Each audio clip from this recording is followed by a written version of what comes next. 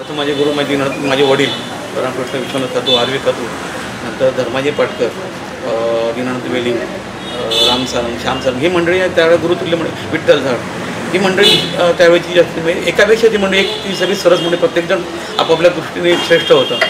आणि अशा मूर्तिकारांचं मूर्त्या बघून मी माझ्या कलेच्या माध्यमातून आज जो काही मी आहे ह्या सगळ्यांचं एक मिश्रण करून मी स्वतः उभं करण्याचा प्रयत्न केलेला आहे. चिंतकी उत्सव मंडळ हे जे आहे की मुळातच ह्या मंडळाचं रेप्युटेशन जे आहे मी लहानपणापासून ऐकत राहिलं आहे. एक नियमाप्रमाणे चालणारं मंडळ, समाज कारण करणारं मंडळ आणि समाजाच्या माध्यमातून विविध उपक्रम राबवणारं मंडळ अशा मंडळाची एकूण प्रसिद्धी आहे. आणि त्याचं ते पॅटर्न मंडळ वागतंही.